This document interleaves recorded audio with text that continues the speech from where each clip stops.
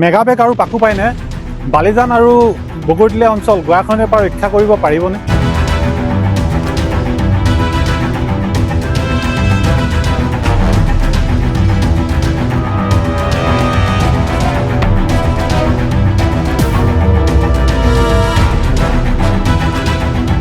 এইদৰে যদি গৰাখহনীয়া অব্যাহত থাকে ঐতিহাসিক মোমাই তামুলী পথটো ৰক্ষা কৰিব পাৰিবনে?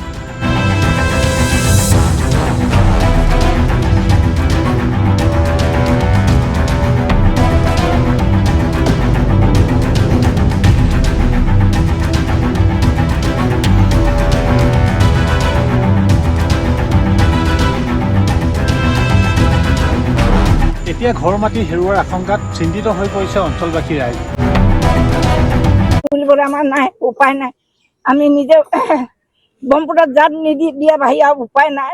গতিকে চৰকাৰে যি সিদ্ধান্ত লয় অতি সোনকালে ল'ব লাগে, আমাক ৰক্ষা কৰিব লাগে, ভেটি ৰক্ষা কৰিব লাগে। সেইটোকে আমি গোটেই ৰাইজ সদায় দিনে দিনে প্ৰতিদিনে আমি এই ঠাইত থিয় হওঁহি। কামবোৰ ভালকৈ হোৱা নাই, ক'ত পেলাইছে ক'ত পেলাইছে, যিডোখৰ ঠাইত দেখি যাওঁ পিছদিনা সেইডোখৰ ঠাই নাইকিয়া হয়। এতিয়া আমাৰ ঘৰ দুৱাৰ ভাগি যাবলৈ কৰি যাবলৈ বেছি সময় নাই। ৰাস্তাটো যোৱাৰ লগে লগে আমি শেষ হৈ যাম।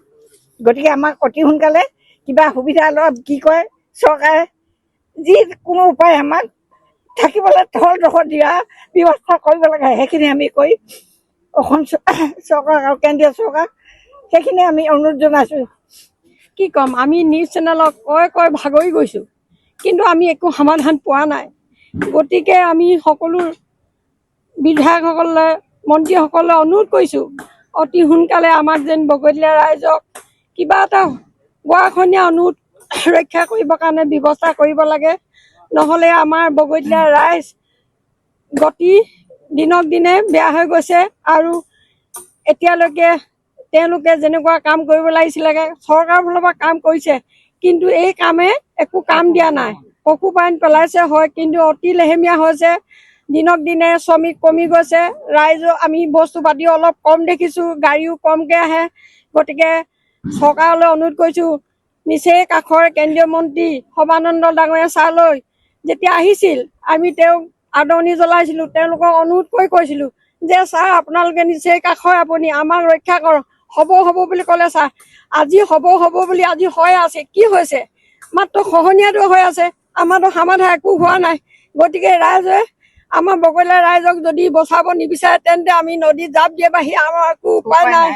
গতিকে সকলো পক্ষলৈ কৰ্তৃপক্ষলৈও বিধায়কসকললৈ অনুৰোধ কৰিছোঁ, এদিন দুদিনৰ পাছতে যদি আমাৰ এই খহনীয়া প্ৰতিৰোধ কৰিবলৈ যদি কোনো ব্যৱস্থা নলয় তেন্তে আমি জীয়াই থাকি লাভ নাই। আপোনালোকে এইটোৱে ক'লোঁ। মই নিশ্চয় আপোনালোকে দেখিছেই নৰ্থ বালিজান আৰু বগৰীতলীয়া অঞ্চলত যি ভয়াৱহ গৰাখহনীয়া অব্যাহত আছে।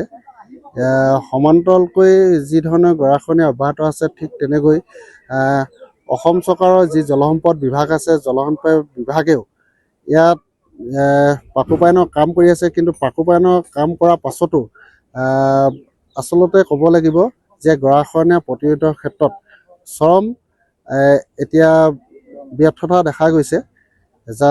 কাৰণ জলসম্পদ বিভাগে আচলতে অস্থায়ী ভিত্তিত হ'লেও যি ধৰণৰ কাম কাজ কৰিব লাগিছিল সেই ধৰণৰ কাম কাজ কৰাৰ ক্ষেত্ৰত যথেষ্ট তেখেতলোকে অৱহেলা কৰিছে।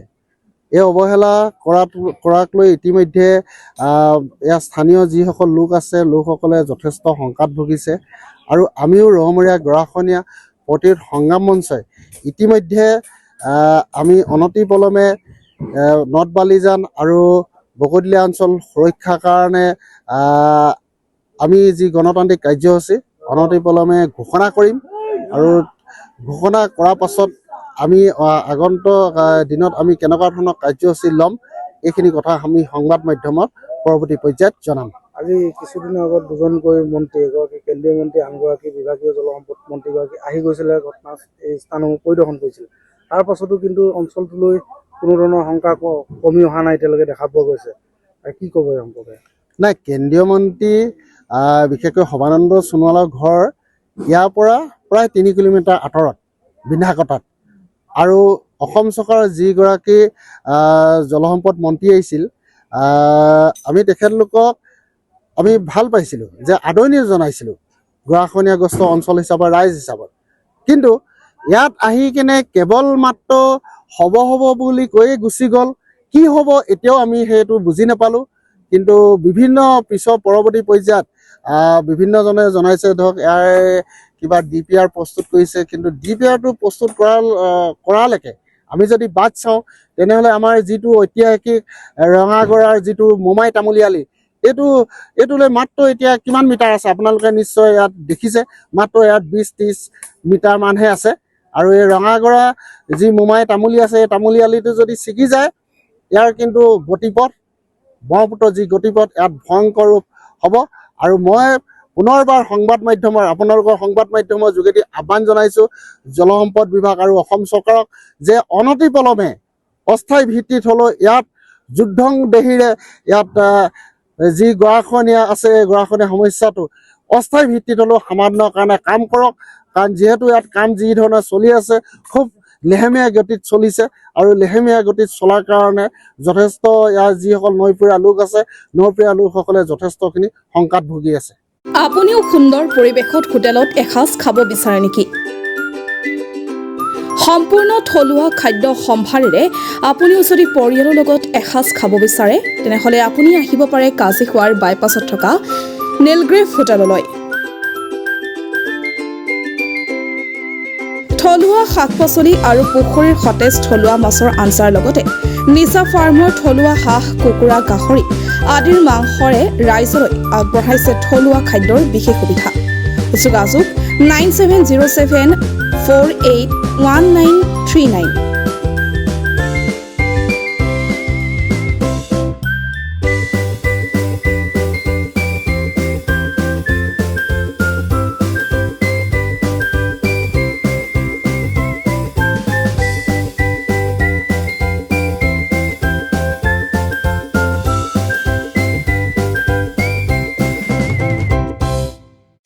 চাবুৱাবাসীৰ বাবে সুখবৰ। চাবুৱা CB ট্ৰেডাৰ্ছত চলি আছে বাম্পাৰ অফাৰ। আপুনি নতুনকৈ ঘৰ সাজিম বুলি ভাবি আছে নেকি? তেনেহ'লে এতিয়া আৰু চিন্তা নাই। আপোনাৰ ঘৰখন সুন্দৰকৈ অতি কম খৰচত সজাই দিবলৈ দায়িত্ব ল'ব চাবুৱা CB ট্ৰেডাৰ্ছে। এতিয়াৰ পৰা উজনি অসমৰ ভিতৰতে অতি কম খৰচত CB ট্ৰেডাৰ্ছত উপলব্ধ অত্যাধুনিক ডিজাইনৰ tiles, sanitary fitting, PVC fitting, wall painting, tiles, granite, basin ইত্যাদি। ডিব্ৰুগড় দিশৰ পৰা আহিলে চাবুৱা মেছ তিনিআলি পাৰ কৰি পেট্ৰল পাম্প নাপাওঁতে, আৰু তিনিচুকীয়া দিশৰ পৰা আহিলে পেট্ৰল পাম্প পাৰ কৰি পাব চাবুৱা CB ট্ৰেডাৰ্ছ। আপুনি যদি ঘৰ সাজিম বুলি ভাবি আছে, তেন্তে আজি যোগাযোগ কৰক 8812073757 নম্বৰত।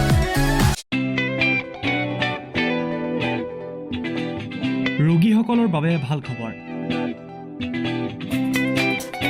চাবুৱা ছেইণ্ট লুকছ হস্পিটেলত পাব ৰেহাই মূল্যত চিকিৎসা। চাবুৱাৰ ছেইণ্ট লুকছ হস্পিটেলত এক্স-ৰে, CT স্কেন, আল্ট্ৰাছাউণ্ড, অত্যাধুনিক মেচিনৰ দ্বাৰা লেবৰেটৰী টেষ্ট ইত্যাদি পৰীক্ষাসমূহ ডিব্ৰুগড় জিলা নাৰ্ছিং হোমতকৈ 40% ৰেহাই মূল্যত কৰা হয়। লগতে ডায়েবেটিছ ৰোগীসকলে হায়দৰাবাদৰ পৰা অহা বিশিষ্ট চিকিৎসক ডাক্তৰ শুভান্দৰী চন্দ্ৰৰ পৰা পৰামৰ্শ ল'ব পাৰিব।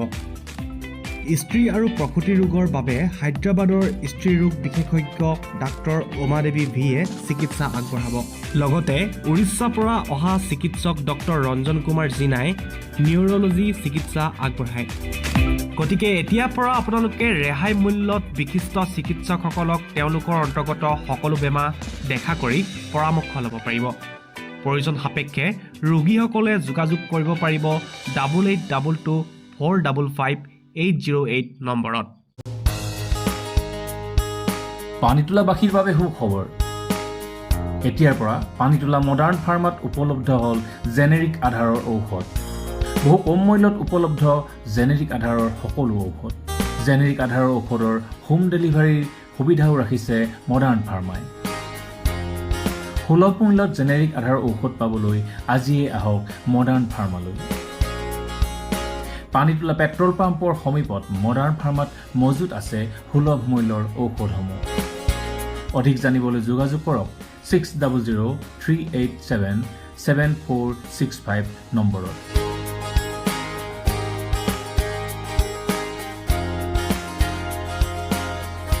মডাৰ্ণ ফাৰ্মা, এটি ৰোড, পানীতোলা।